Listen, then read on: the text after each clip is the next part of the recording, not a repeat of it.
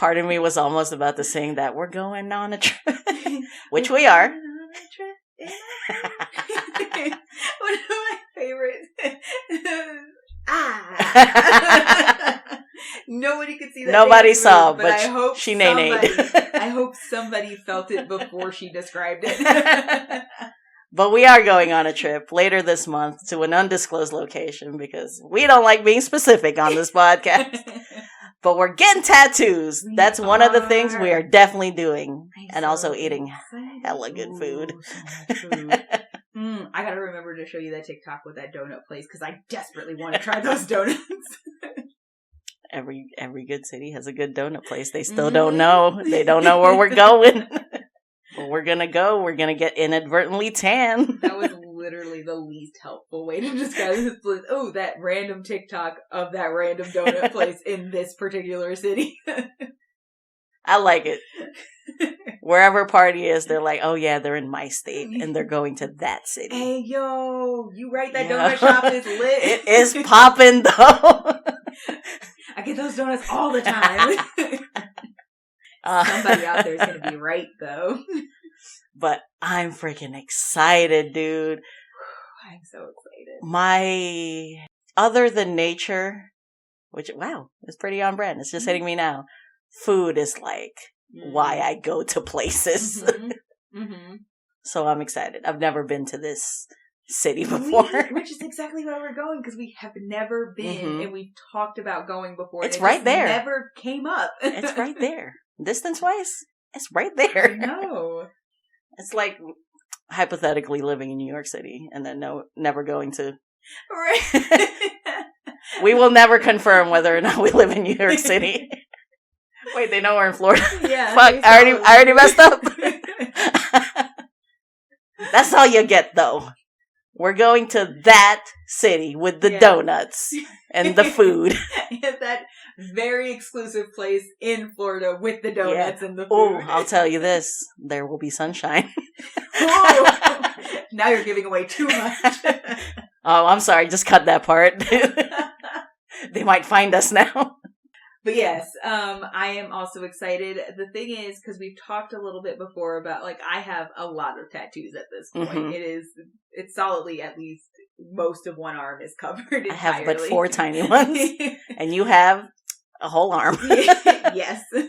And then some. Yeah, I know. It's wild to think about because sometimes, like, I'll look at myself at one side in the mirror and I'm like, wow, that looks incredibly bare. And then I turn and I'm like, full tattooed up. Who is she? If people saw me from this side, they'd be like, this bitch has a million tattoos. This bitch is and everything else badass. is just so naked comparatively. But yeah, so I, even though I have a decent number, I've never just like been like, hey, I'm just going to randomly call up a shop that looks nice in this place that I'm visiting. Be like, can you just do something quick and small? Yeah. And that is an experience that I desperately wanted to have at some point. It just feels like a part of the tattoo experience in general. But also it's a great way to remember a place you've been. On top of that, like we have a friend who every single place he's been, he has a tattoo from. And I just think that's a great way to remember, like, all of the things you've experienced and all the places you've been. Even if you get something, like, stupid, who cares? Like, you still have a memory tied to that, which is awesome. And that's what I want to start doing and start being able to do, because we're not going there now, so I'm going to mention this. I've been to Savannah, and I really wanted to be able to get a tattoo, because I've been twice now. One of the times I've been there, and I just never got around to getting one for specific reasons why we were there. So I would love to go back and get one at some point. A revenge tattoo. Yes. Also, Savannah is just a really nice, if you've never been, it's a really nice place. I get so much exercise in because you just walk everywhere. You know, like it seems silly to drive. Yeah. I was going to say, like, it's not uncommon or unheard of when people are like, oh, I hate the design of this, but I love the whole story that went with this, so I'm going to keep this tattoo. But it's butt ugly. Yeah. Oh, no, this tattoo is fugly. But, like, I had such a great time. So I'm not getting rid of it. Yeah. So I think even if it's just, like, some quick thing that, like, 20 years from now, you're like, oh, this wasn't designed the greatest, but yo, that one weekend. That weekend was wild. Yeah. You remember the donuts? The donuts. But yeah, it's going to be a blast. We've already decided what we want. Yeah. I'm ready. Mm-hmm. Also, I've known you since before you got your very first tattoo, so it's a pleasure watching your skin just evolve.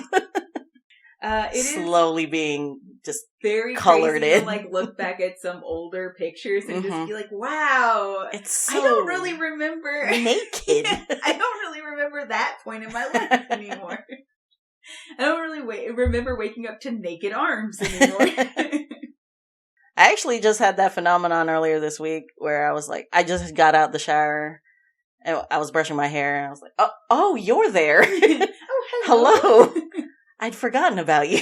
That is sometimes how I feel about my first, because it is on the back of my shoulder. Mm-hmm. And I made that decision because I got the tattoo at 16. Mm-hmm. So I was like, if I feel like I made a mistake 30 years from now, I don't really want it to be the first tattoo anybody ever sees on my body. And fun fact, I have a friend who I had known for about 2 to 3 years before they even knew I had a tattoo. After this. It was like in college, hanging out, and I guess I had never worn a tank top or been to the beach with him before. And he was like, you have a tattoo? And I was like, I've had this tattoo for years before I knew you. It also would have been funny, like, wait, I have a tattoo? What? Oh yeah. No, I have a tattoo. Yeah, I forgot. But every so often, like, I'll catch sight of it in the mirror and be like, oh, hey. Sup? Hey, bud. Long time no see. But yeah, you did pick good. I appreciate the mature, like, I don't want to get something, like, crazy radical that I might... I'm not going to get, like, a that good band neutral that I liked for 10 seconds at 16 and then immediately got over it. It terrifies me. The idea of getting a tattoo based on, like, real people, like bands and stuff. It terrifies me because it's like, you never know if someone's going to be, like, a pedophile. Terrible, yeah. Like, I loved Glee, and it was such a big part of, like, my coming of age era. Yeah, but the cast, like, as a whole has had a lot of unfortunate things. Just sad things, devastating things, and just, like, petty things come out. And it's like, shame. I really enjoyed those first 3 to 4 seasons. Yeah, I liked the show, but I'm super glad I didn't get anything to represent specifically you people. Yeah. Because some of them, but yeah, woof. that does scare me a little bit. And like, Kid, Sunny's little sister, who's definitely not a child. No, she's fully an adult. But like, yeah, but when we met her. Fun fact, you are always the same age you are when I have met you, so Kid will stay 12 in my heart. But no, she got a tattoo, she got a band tattoo, basically. And I was just like, you brave soul. I hope they stay good. Yeah. Yeah, no, that's super fair. But, you know, tattoos to each their own. Yeah, no, the thing is, I think that's the best thing about it, is it's like, I personally can say, like, that's not my style, or that's not a thing I personally would get, but, like, it's not my body. So you can get whatever the hell you want. Go off. But yeah, I do love the modern attitudes now of, like, it's kind of just, like, a tool for everyone. Yeah. It's like music. You don't hear people like, there's a style. I dislike music. Yeah, no, I dislike this type of music. Yeah. This one's not for me. No, I just don't like any music ever. That's unnerving. I would not trust that person. I'm sorry. No music? You don't like Bach? You don't like Shakira? You don't like no nothing? Jazz? No classical? No country? No rap? Not even country? Nothing? I don't trust that. Yeah. I don't think that. There's something for everyone. That's like people who don't like food for the taste of it. That's weird. That's super weird. I'm unsettled thinking about. You must not. It's be for having everybody. Good food. I don't. literally my entire thought process would be like, oh, so you just never had good food. Because there's no way you've had good food and been like, it's purely sustenance. That's heartbreaking to think of. But yeah, before I forget, please let us know which city in your state or country has the donut spot and tell us about that donut spot. I gotta know. Yeah, on our side podcast, we're just going to travel the world eating the best donuts from the best donut shops. We can't limit ourselves, Oreo. The best any food, please. No. We'll do donuts first, and then we'll move on to something else. Oh, okay. It's like our open... Okay, I'm into it. How many side podcasts are we going to have? Oh, we have so many now. We got to stop promising the people. No, we truly can't afford actual jobs anymore. There's too much time for podcasting. The dream, my God. All right, before I cost us some more time with more side podcasts, let's get into this one. What podcast are we?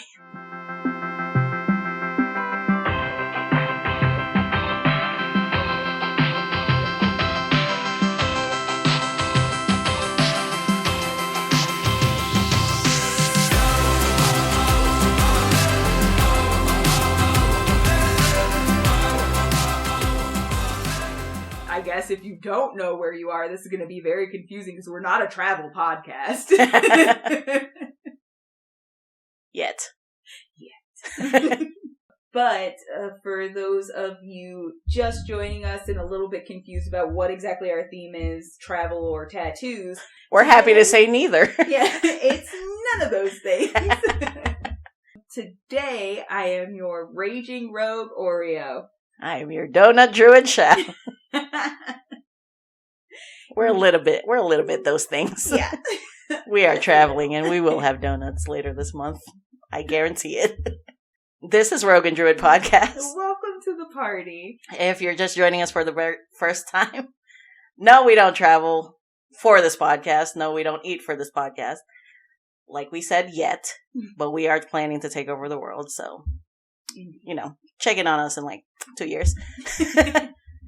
But today, as with most days, Oreo is going to give me a character. A D&D character. But you, feel free to use it anywhere you like. D&D, Pathfinder, that one Fallout tabletop that Spidey was talking about the other day. I don't know exactly if it's just called Fallout, but there is a Fallout tabletop. Call of Cthulhu Mage, The Awakening. I don't actually know if you could use this character. There's an Avatar, The Last Airbender one coming out. Their Kickstarter had gone. I'm so excited for that one. Say, we're definitely going to play that one. Oh, hell yeah.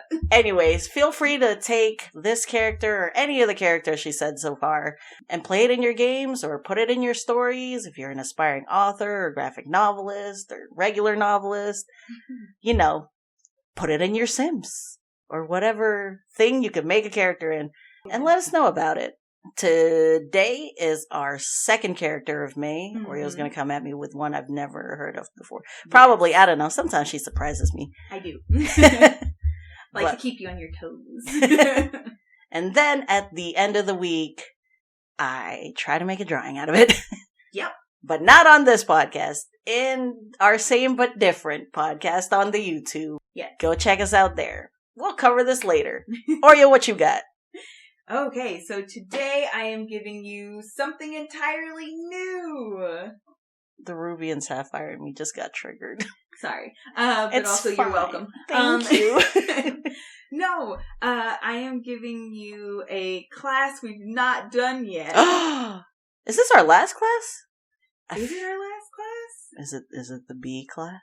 I think it's the only one we haven't touched. That's exciting. Oh my God, we're completing the collection. So today I am giving you Zitene. She sounds so Irontail. Ooh. Irontail. I'm trying to see if I can predict the race right now. Irontail. Dwarf? Mm-mm. Shit. Okay. Hold on. 2 more guesses. Okay. Irontail. Goliath? Mm-mm. Tabaxi. Mm-mm. All right, fine. You were closest with Tabaxi. She's yeah? Leonin. Oh, that's fun. Oh, yeah, okay, fuck. I get it. This is a pretty Leonin name. Okay, I'm caught up. She sounds hot. Well, I already knew she's a barbarian, so I'm assuming she's hot. She is a barbarian. She's going to be Path of the Totem Warrior. Oh, we love that. Mm-hmm. We love the flavor of that. We do. And we're not at all biased because that's our local barbarians. Our friendly local barbarians app. That's the one with the animals, right? I did. Okay. I thought I was just talking out of my butt for a second there. No, you were absolutely correct. I am accurate. Totem of the War. Is that what you just said to me? Path of the Totem Warrior. Mother. It's so many words, guys. It's hard. There's so many terms in D&D. Leonin. Okay, go on. So, jumping right into the crunchy of this one. This is officially my first heavy on the strength character. Oh. So really? High strength. We have gone half a year. Yeah, I have a lot of characters who do have decent strength, but it's not ever the first thing that I put. I can't believe I haven't even noticed this. It is strength first with this girl. I love her. I think because even Kumira, who is another one of my strong muscular chicks, is not strength heavy because she's a monk. So she needs to be more dexterous for the sake of not getting murdered. Yeah, she is so ripped, you guys. Go check it out. I think it's actually dex strength. It's mostly the physical. But still not strength first. This one is strength first. It's strength, then immediately con, of course, because what are you doing if your barbarian doesn't have high con? Dying? Yeah. You are the tank. Act like it. And then I actually gave her a decent wisdom, because that's very fitting for a Totem Warrior Barbarian specifically. Int and Dex are just dumped. She's not dexterous. It's just dumped. Her charisma's okay, though. Okay. It's not incredibly high, but it's alright. She get by. Is it mostly, like, intimidating? I guess you'd have to tell me about her. Yeah, no. So, honestly, for a barbarian, I personally feel like, because most barbarians do try to do a lot of intimidating and stuff like that, you kind of want to be careful and remember that that is a charisma stat. Yeah. And a lot of people make the mistake that they think it's not. And so they will dump charisma, and then it's like, well, you're trying to be intimidating, but you're basically stumbling over your words. But now you're flailing to scare somebody, and it's just not going. But yeah, so, yeah, the part of that's like intimidation, and then just in general, she's not like an unlikable character. She's she's fine. Okay. Like, I imagine, like, she has to be your brand of person, but she's not, like, off-putting in any way. So, you know. And then, this is fun. This is the first time I've pulled this one out as well. She carries a battle axe. Oh. I'm so excited. Oh, man. When we were playing Final Fantasy XIV, my class was warrior, and they had the battle axe. I'm just gonna straight up steal one of the FF14's battle axes, my guy.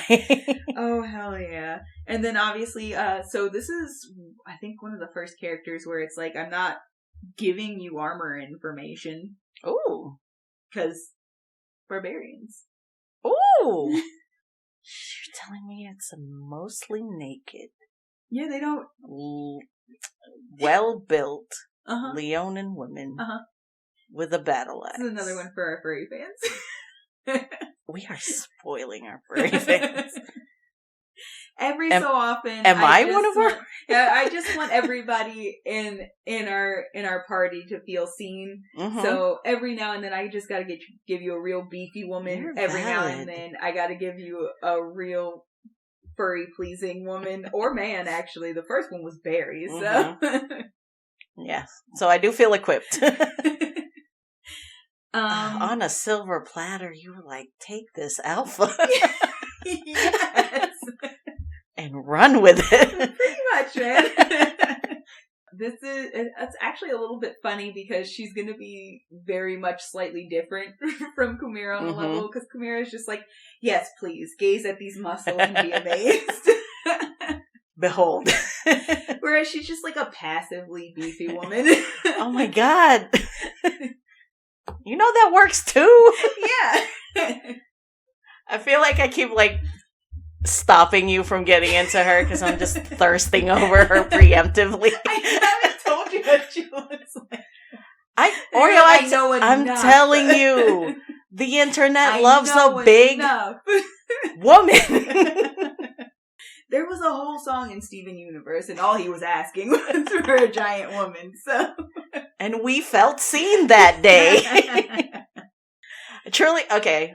Before we move forward, last comment. Peek behind the screen. We are recording last week and today's characters back to back, so you are rocking me right now with last week's freaking grounded, realistic, very crunchy.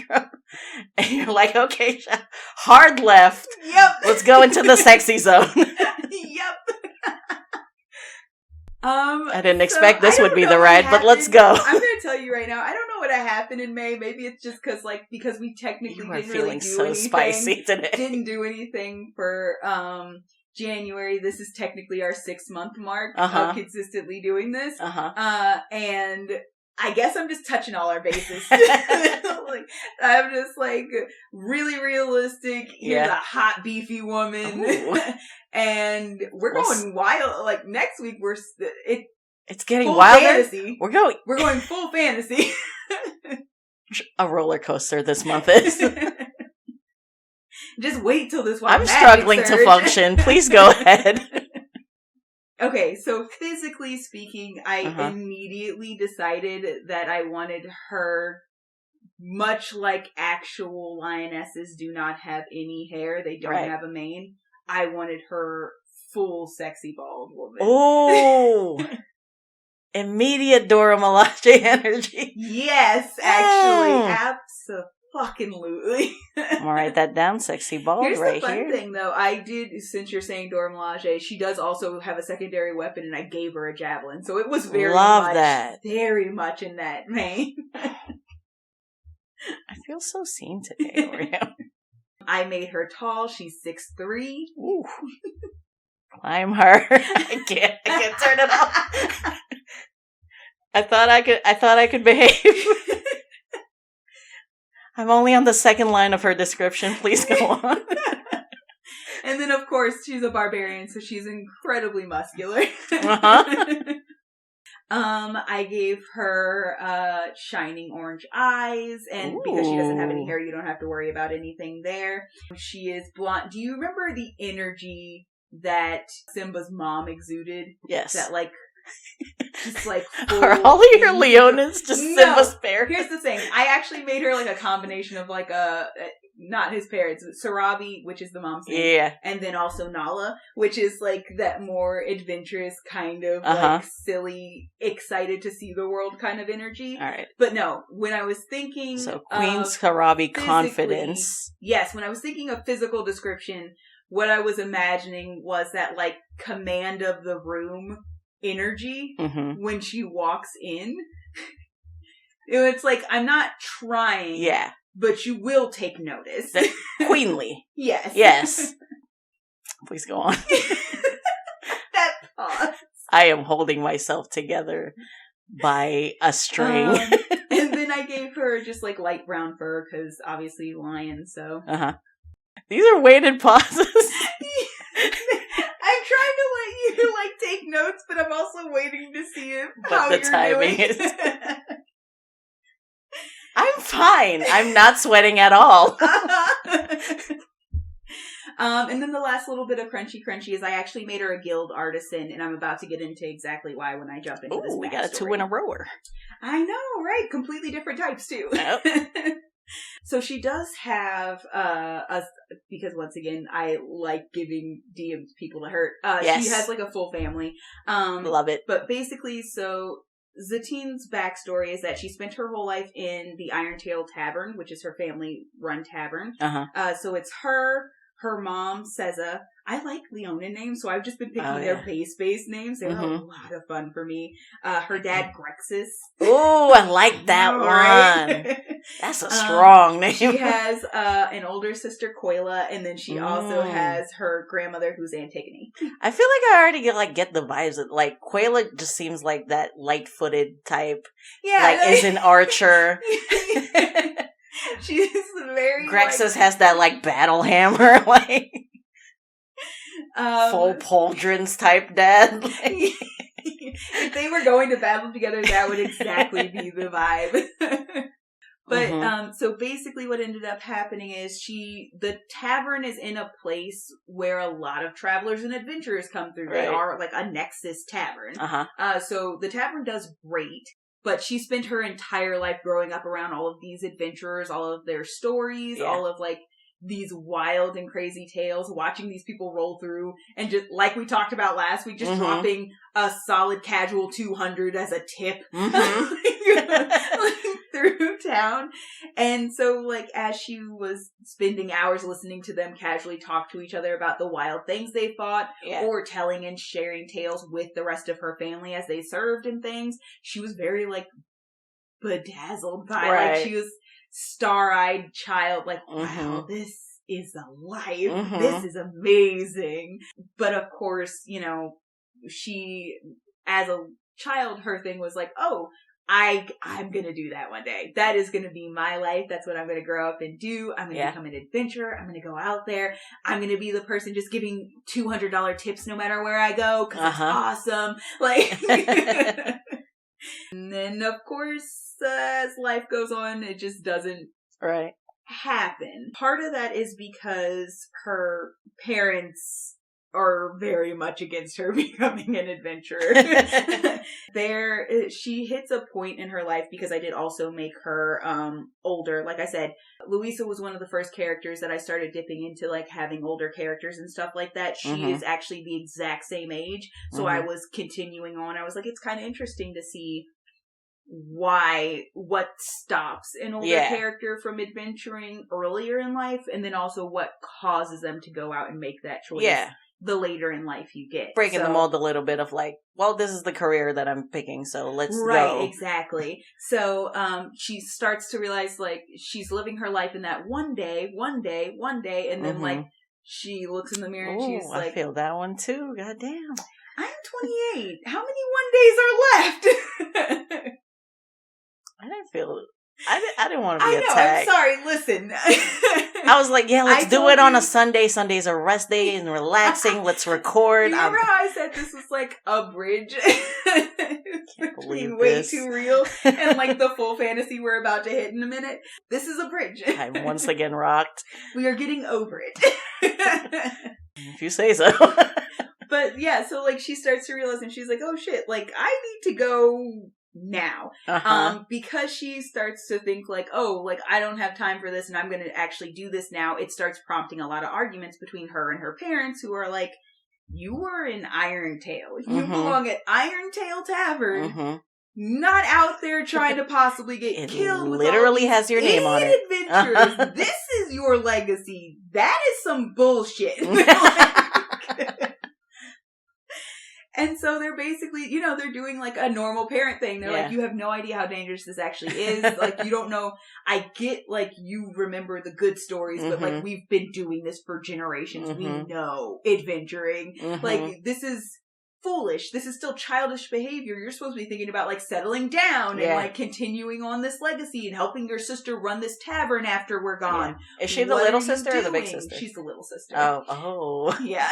Oh, I see.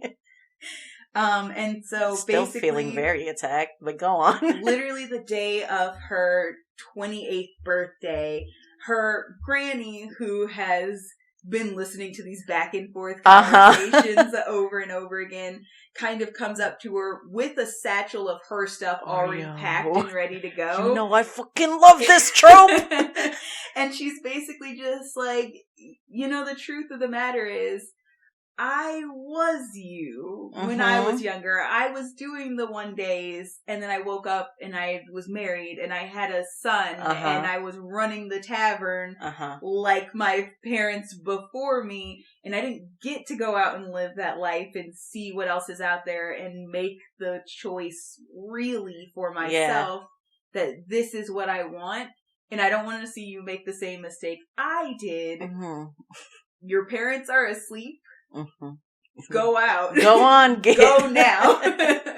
Basically. And so she takes her grandmother's teachings, because that's how she becomes like a path of the Totem Warrior Barbarian. Is obviously their family is very animalistic, but they like know the reverence and respect for, so it's a different type of reverence. And I think honestly for me personally, one of the things that worried me about becoming a barbarian ever, or playing a barbarian, was like, I don't really get the rage thing. Right. And so it hit me, I think, when had to be a barbarian for a hot minute.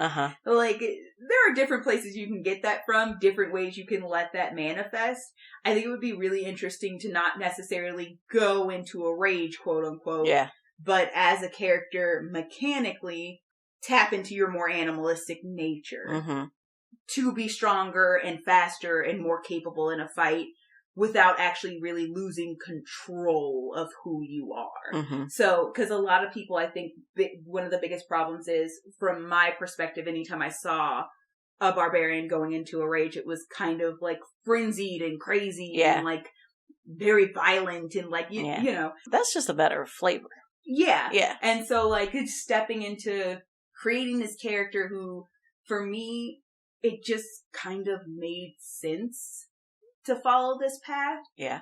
And then realizing, like, it wouldn't really have anything to do with rage. It was just tapping into something more primal and deep that already exists within her. Tapping into her primal lioness, essentially, you know, to get the hunt handled, essentially. Yeah, I was like, yeah, this makes perfect sense. And this seems like something the family would still like have reverence for. Mechanics are the same, but look how different. And so, yeah, her grandmother's just like, go off and see the world and, you know, do the things that you want to do for yourself, and then decide if you also want to come back home. Yeah. But also, like, you know, don't forget us just because you're going out to see the world and become your own person. And that's how she goes out to be an adventurer. She grabs the satchel. She thanks her grandmother. She leaves a tiny apology to her parents. And then I'm so sorry. runs off into the night to go experience the things she always said she wanted to. Okay. 2 notes so far. First of all, love the grandma Tala energy from Moana, the grandma from Luca. Have you seen Luca? No. There's a grandma in Luca that also has that same of energy. Like, the kid should explore energy. I love this trope. Disney does it so well.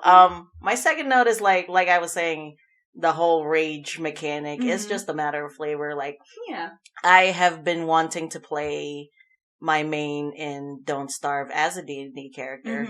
And basically his whole deal is like, the more he eats, the stronger he becomes. Yeah. So I kind of wanted to make those mechanics in terms of D&D, and I was just like, well, this is the barbarian, right? But instead of like being mad, he's just full. Yeah. So let me like talk to Spidey and see if we can make that happen. Yep. And then that's another thing, like, in the space setting that Dimension 20 is doing right now, one of them is a barbarian, but instead of like being mad, he just goes into the zone, quote unquote. But mechanically, it's still a rage. Yeah.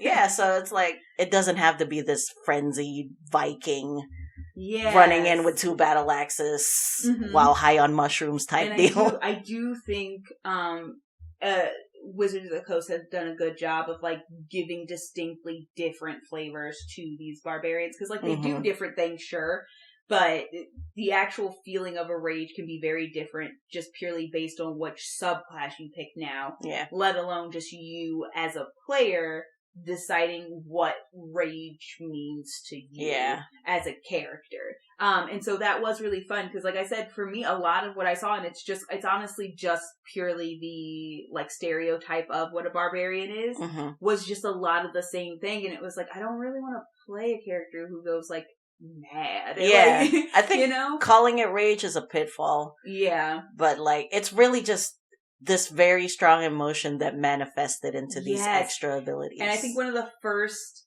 times it really hit me that it's not really anger. It doesn't have to be anger.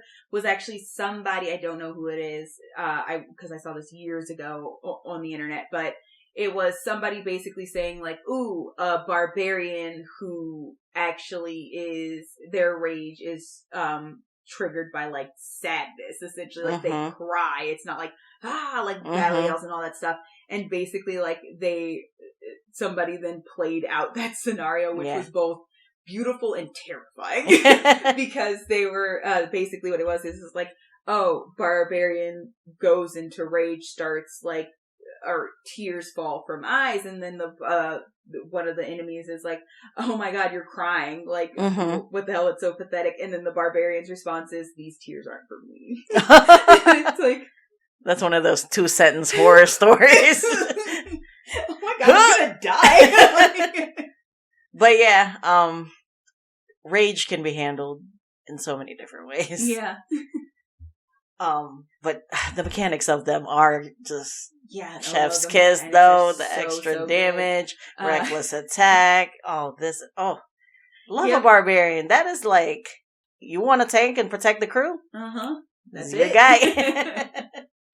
But yeah, it is very fun. As a character, she's very exciting and interesting to me. I also love, and this is just like a small flavor text that would come up later in like actual campaign.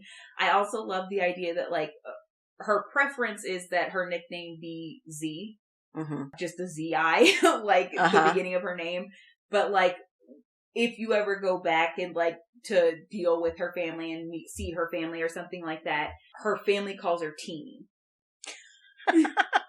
Damn. And it's like, like as a flavor text, it's just so telling. Like the nicknames that your family give you versus like, this is my preference of who I am as a person. This is what my family calls me. Yeah. And it's like, okay, I guess like her name is Zitene, so I get where you got part of that, and I assume like as a baby maybe that had something to do with it. But just seeing like that, oh, I'm Z, your tank barbarian, like rides into battle with you, and she comes home and her big booming dad is just like, Teeny! And it's just like, no, Dad. This one you didn't mean for all these to hit so close to home for me, but this one also hits because, like, in my family, my nickname is Shao. That's not my legal name. Yeah. So it was very, like, it was an experience, like, going to school and then being addressed by my legal name. And then these new people and these new friends know me as this person. And this person is clearly a different person from Shao back home. Right.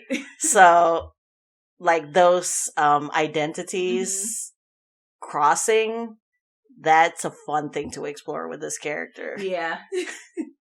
Like,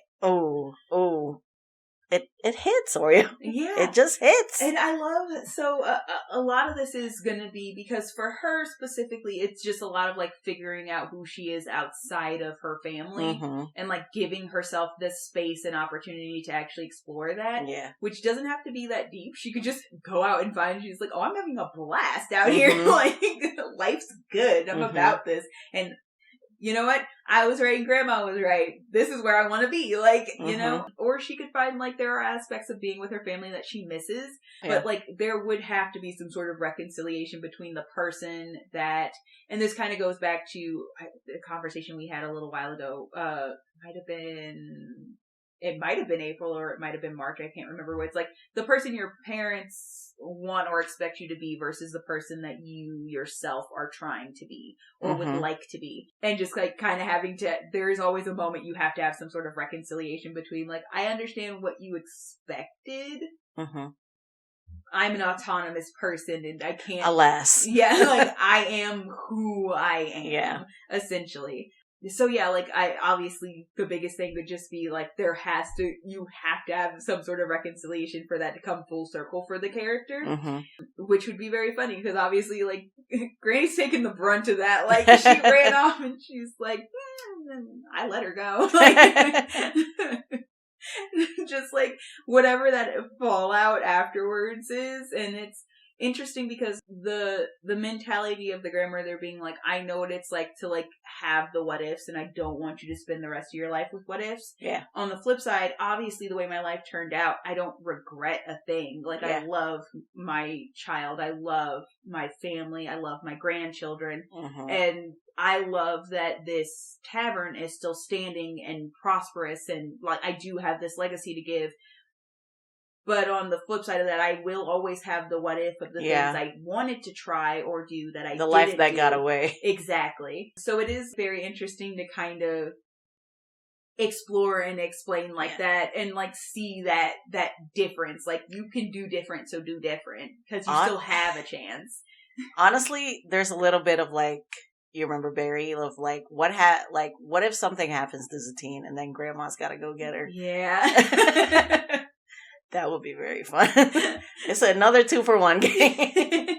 But, I was going to talk about like last week I was saying, you do so well at like making the characters fit into any campaign. Like this she could go into like a very dark campaign of like, this is what adventuring really is. And you're going to have to reconcile with all of this reality. The wonder and beauty of what you thought it was versus the reality of adventuring. It's loss, it's pain, it's... Yeah, and like, this isn't what you thought it was going to be. Is it worth it? Do you want to continue or do you want to go back home? Yeah. Honestly, if I was running that, I would be like, here is a cursed item. You are fucked effectively for the rest of this campaign. Now fix it. Yeah. You can't go back home until you fix it's not an option. There is no safety net. Yeah, like, you have to do this. You have to be an adventurer now. Yeah, you have to get through this and fix this curse before you can go back home. But now you've made the choice you have to get through. So, like, yeah, it could be like, you could really put her in a heavy, dark campaign. But also, it could just be goofs and like, this is everything I was been looking for. Like, I don't know what they were so worried about. I knew it. I was right. Also, when you were describing the bar, it for some reason reminded me of like the early part of Forrest Gump, where like they rent out like the lower half of their, or they run like a bed and breakfast that they live in. So like he met Elvis and like all of these people, and she is like, I don't think she understands like the level of different types of it. Like, these are newbies who are like fresh out, haven't dealt with anything horrific yet, or these are like giantly famous. These are heroes of the land that are just having a good fucking time because they've been through all the terrible shit. Now they have all the crazy, wonderful tales to tell about it. And she can't tell the difference because she's a child. That would be... The silly one would be fun, but the dark one would be fun in a different way. Yeah. In a painful way. So it would be really easy to hurt her because you left the door so open. Because it's like, well, anything could go wrong. Exactly.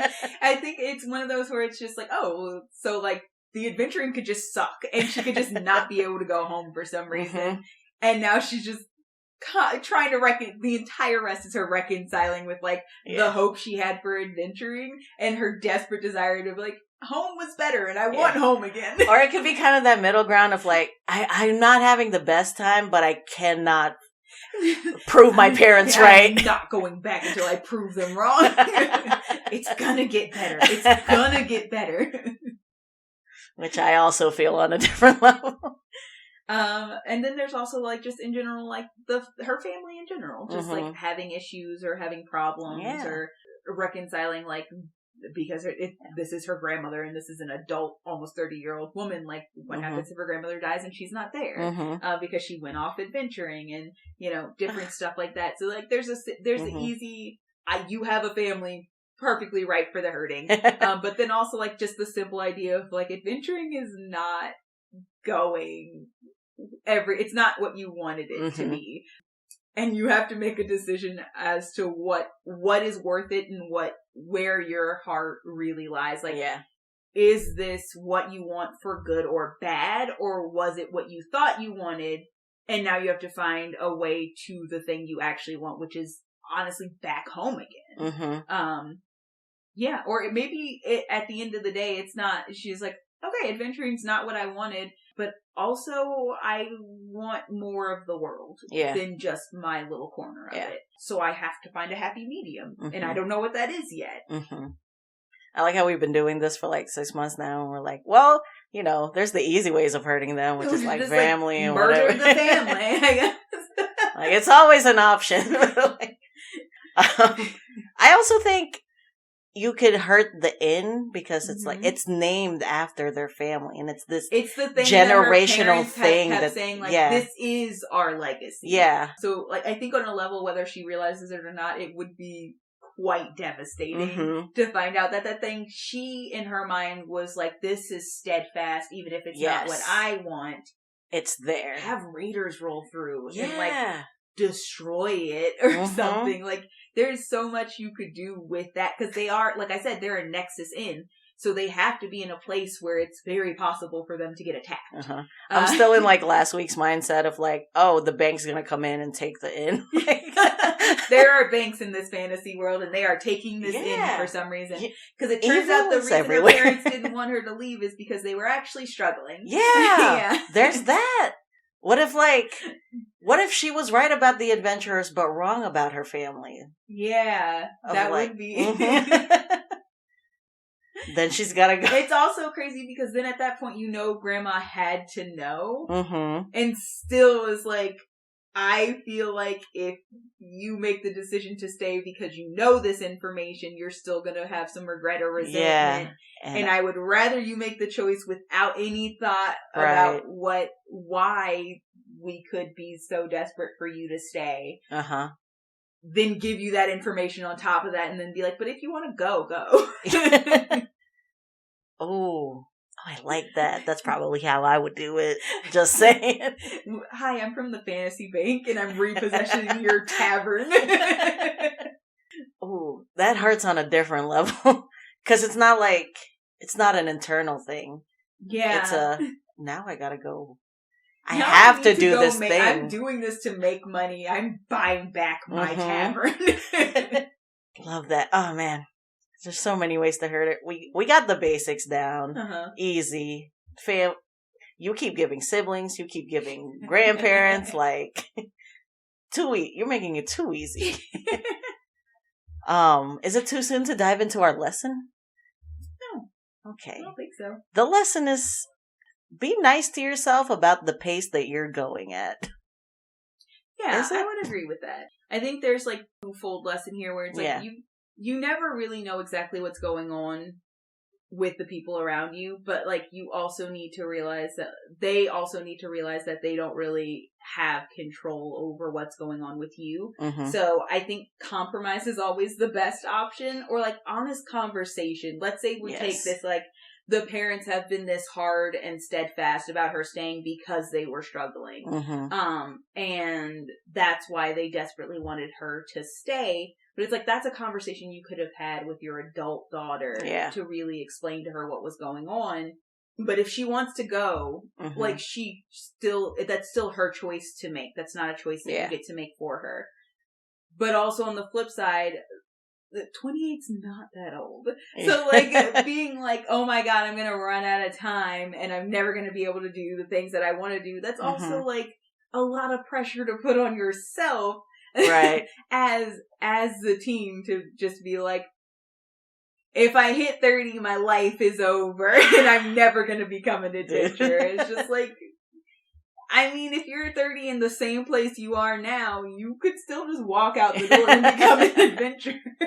Yeah, I think the lessons are like kind of, they seem contradictory, which is like, it's now or never. Don't be scared to get what you want and go for it. But also, if that takes your time. Yeah, I think it is very much like, I think the actual lesson kind of rounds into more of like, it's never too late. Yeah. to go out and get what you want. Yeah. Essentially, as in... No one's putting you on this timeline but yourself. Yeah, like, if you want it now, go get it now. Yeah. But, like, if you realistically know you need more time, take the time. Yeah. Like, and don't feel bad. Yeah. They're hitting too close. Oh, man. There's a big part of me currently that needed to hear that. So, fuck you. Love you, though. You're hitting a lot of those, like, late 20s feels this month. Yeah, I mean, I think first, I made you said we didn't have a theme. Yeah, I know, right? But you lied. Shit, I might have. But, you know, it's very apt because this is we are now in your past your birthday month. Mm-hmm. So we're in the new chapter. Yeah. I think it's very, like, fitting because honestly I was just like, oh, I'm going to pick characters that are a little bit simpler as far as drawing goes. But then also I was picking characters where I was like, you know, these are decently open backstories as well. There's not, because last month by the time we got to Persephone, it was a lot to try to make it work for the story for the character. But so I was like, I'm just going to like simplify this because then I had also given you River and it was a whole campaign of backstory at that point. So I was just like, I'm just going to do a lot simpler backstories, at the very least for the first two characters of the month. And then I wanted characters, at least the first two of the month, to also be a lot simpler drawing wise. Like I said, we went buck wild in April. So I love Big Brain Oreo that cares about my wrist. But yeah, these just happen to also be two characters and I think I pared down physically these characters because I was in a period where I was like, I'm exploring some of those, like me at my age, like a person like me going out and adventuring now. Like at this age, not 20 or 19 or 18 or 22 and like early into life and fresh out of college, as it were. Like, why are they going adventurer now versus earlier? And so I was just kind of exploring that entire mindset and like the different things that could cause that to happen, because I was starting to think about the fact that I was like, it's kind of wild to me that like it's so rare to have an older character adventurer, and it's like I get it because like usually when you're older you're also settled, so and settled people don't usually go adventuring for no reason. That's also where Barry came from. Not at the same time, I made him later, but I was also like, I had the idea for a dad bard, but that's a settled man if he's a father at this point. So why is he going adventuring? And so as I kept exploring those ideas, I was hitting different things. Like the path that I expected and had planned for was ripped out from underneath my feet. So now I have to figure something else out. And I've always wanted something and I just kept putting off going for it like I always thought I would. And now somebody's finally giving me that shove to just go do it. So I'm going to go do it. Yeah. And then obviously Barry, it was like, no, he was like really settled. So like, it was like, no, something incited him to get the fuck up and leave again. Yeah, I really appreciate these today's and last week's explorations of like why they were pushed into adventuring versus like we said, those like late teens, early 20s. This is my career and I'm going to do it. And also, like, these other ones you've given me that are older, but it's, like, it's Barry and it's Nissa, and, like, there are these huge story swings of, like, why they have to uproot and want to go explore. I really appreciate how you're exploring these late 20s, early 30s adventurers, mentality of, like, these are the realistic reasons of, like, why someone at this age would go. It's not a big story swing. It's, like, they've been putting it off, but always wanted to do it. Or, it's like she had a plan and a path, and it got derailed for her. So. And she, you know, her transitioning into like a fully functioning adult, she's having to learn how to like reconcile with like, life is gonna keep messing up my plans. Yeah, there are no rails. I've made rails. I should not have done that. Yeah. Oops. So, like, it's really fun being able to easily understand the motivations of this age because of where we are currently. I think the other thing is that, like, sometimes it does get a little exhausting to have a character who's like, oh, this big terrible thing happened and that's how you ended up on this path. But I also really, really like the idea of being like, no, like, I have, like, normal everyday person practical skills that I was putting to use in a completely normal, everyday, regular person way. And then something happened and stopped that in its tracks. Like, she was tending a bar. Yeah. For most. Like, she grew up in a tavern, was a barmaid / bartender, maybe. Like, she probably has basic practical cooking skills and basic practical bartending skills. She literally could make side cash just in another tavern somewhere if necessary at some point. Like, it would be absolutely hilarious to me if, like, your DM did, like, the normal, you meet in a tavern and she's just, like, waiting tables for some side cash because she's like, no, I grew up in my parents' tavern, like, this is what I do, I can do this. And then she overhears some other group of people being like, hey, yo, adventure, blah, blah, blah, and she's like, this is what I actually wanted to do, so, like, my shift ends at 9? Like, what's good, y'all need a tank? Like, but you know what I mean? Like, just the idea of just practical skills being put to use in, like, a situation where realistically, when you're making those young adventurers, they don't have those skills. They don't know how to just, like, they're eating rations from the Adventurers Are Us zone. Like, they're not cooking meals for themselves. Stuff like that. So it's just, it's very funny to see somebody who's just like, no, like, I'm just an adult. Like, I'm an adult with practical adult skills who happens to also be adventuring with these fucking children with no practical adult skills. I asked you like 3 times, do we have a theme this month? And you were like, no, I picked some. I picked some. I did. And like, I don't know about next week yet, but like, I'm truly feeling the theme of like... The more I think to these characters, the more I'm like, did I do an oops a theme? I'm really seeing a pattern here though.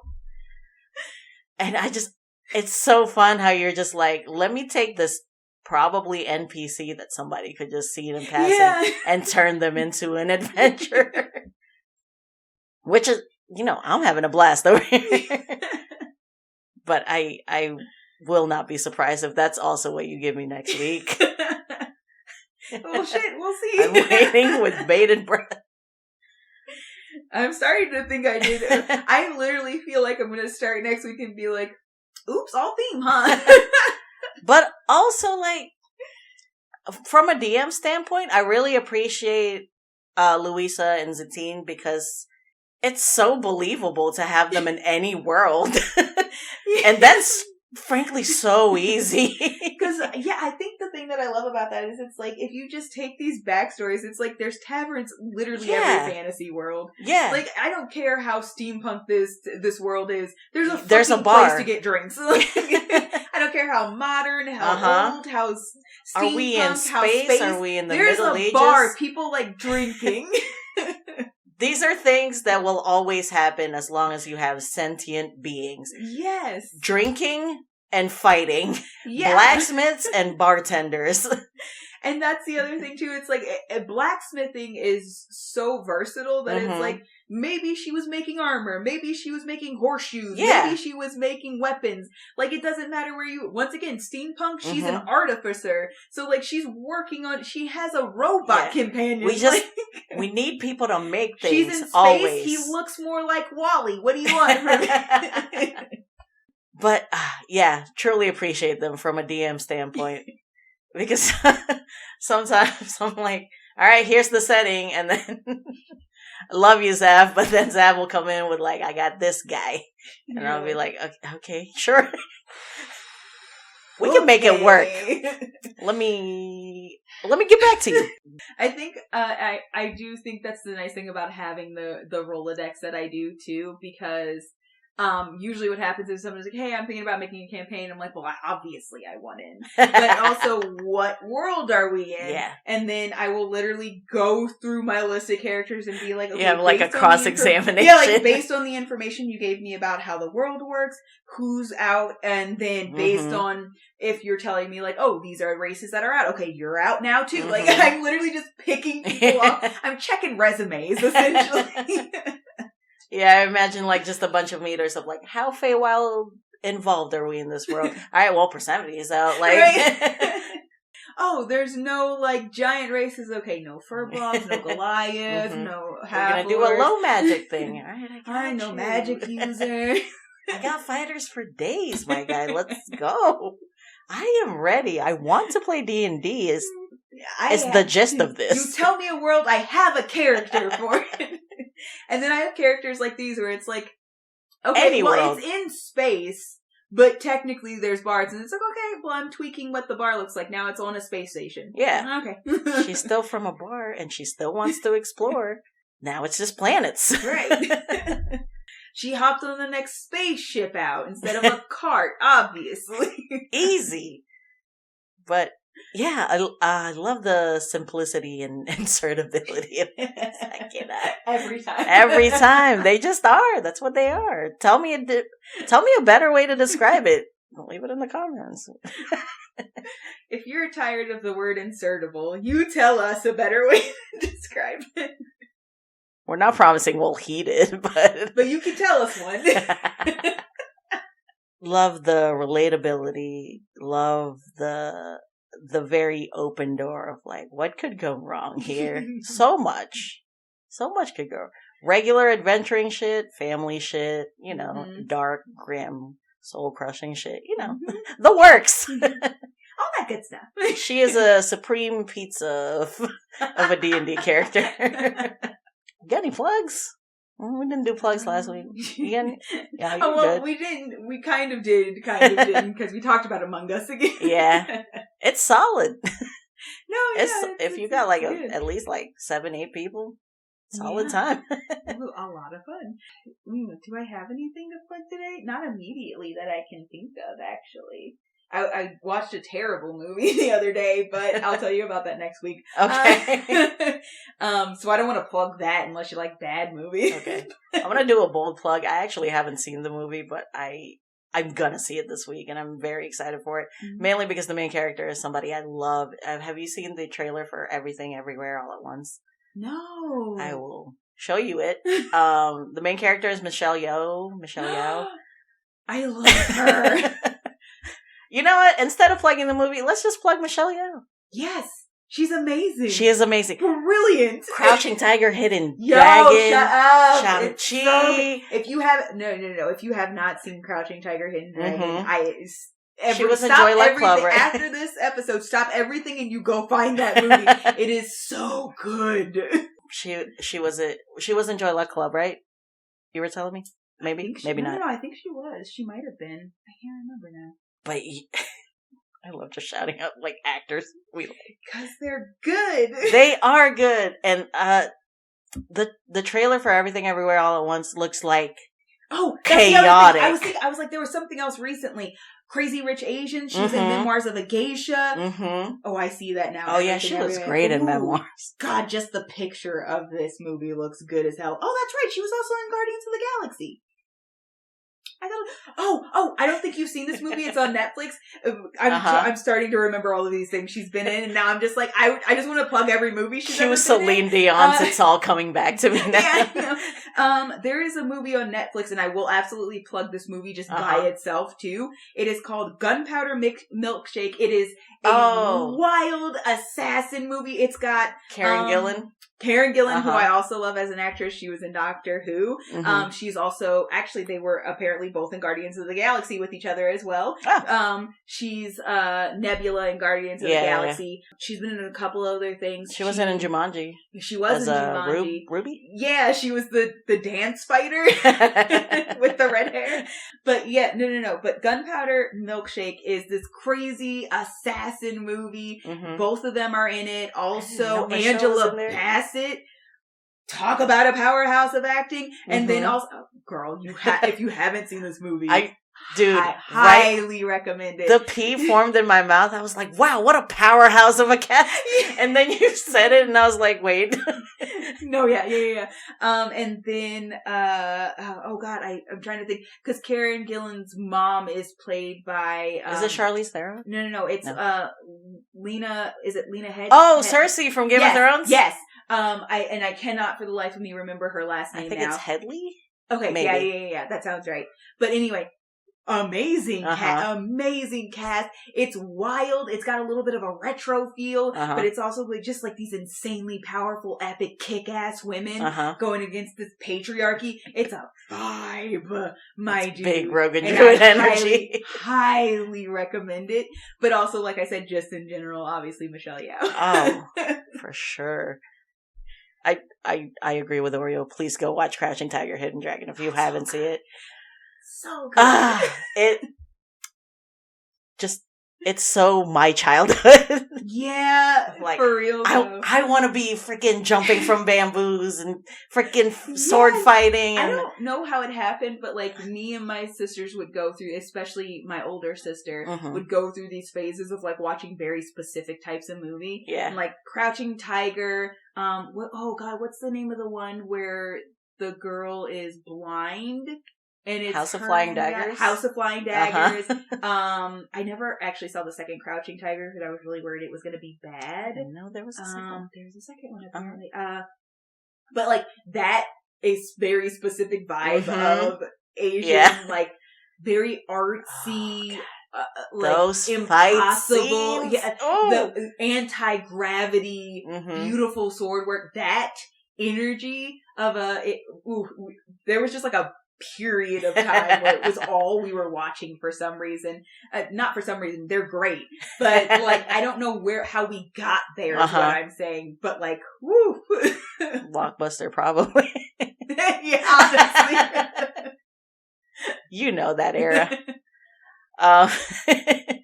That turned into a very passionate plug. No, she's so good. She is so good. I'm going to show you the trailer after this, and then maybe we'll like mention it next week.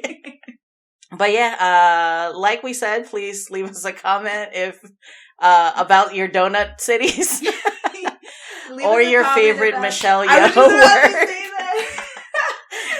Donut cities, please. Your favorite Michelle Yeoh movie or TV show. Also, if you also have any other recommendations for fun movies with like with that vibe. Powerhouse, hell yeah, send us that. You know the vibe. And then also, we will send you back a couple of I'm sorries for attacking you the last two. And if you're just a millennial, sorry. Hey. How's it going, bud? I didn't know she was going to do this to us either. Let me know that you're okay. That's my bad. Oops. Triggers only. Oops, triggering May. Okay. That was the theme. We're just going to hurt people today. Oh, we're hurting in May. I get it. I see. April showers have transitioned into also May showers. We're stumbling through this one. Yeah, no. If you guys want to see this character drawn without having to think about the way too triggering backstory, you can check out our Instagram. I will also give her a much more uplifting aesthetic, I promise, and also a really great Sim Sunday to make up for all this pain I'm causing you. So you know the price that needs to be paid. Yeah. Okay. I will pay in full. And obviously, like I said, the speed draw, without us talking about it, will be on Instagram as well, at Rogan Druid. If you would like to see the conversation, because you also have a pain kink. You're not alone. You are a furry with a pain kink. Join us on YouTube. I love how we're calling out each section of our fan base. We see you. You are seen, you are valid, and you're here to stay. Everybody will. Yeah, our YouTube is Rogan Druid Podcast. We've also just started putting content on our TikTok at Rogan Druid, same handle as our Instagram. But if you don't want to retain any of that, just scroll down and click a link. Yeah, join us in the places where it hurts less. Are we good? Was that everything? Yeah. Okay. Yeah, I'm stealing it. I'm stealing it. Fuck Electrum. You know what? That's fair. I deserve that. Fuck Paladins. You were so pained. I don't feel bad at all. Fuck Andy Warhol. Bye, party. What? Oh, shit. I take it back. It rap. Yeah. I saw your face and feel like, what the fuck is she going for here right now? Oh, yep, there it is. Yeah, gotcha. Okay. Because you said it, and then I was like, it what? And then it was so slow, and then I was like, oh. Nope, it's hard to spell party backwards verbally. No, that's fair. It takes a minute. God, whatever. I am your... Apparently you're triggering rogue, Oreo. I'm your crouching tiger, hidden dragon, druid chow. There's the D. I promised the D, and it came. You always deliver the D. We gotta go. Bye, party.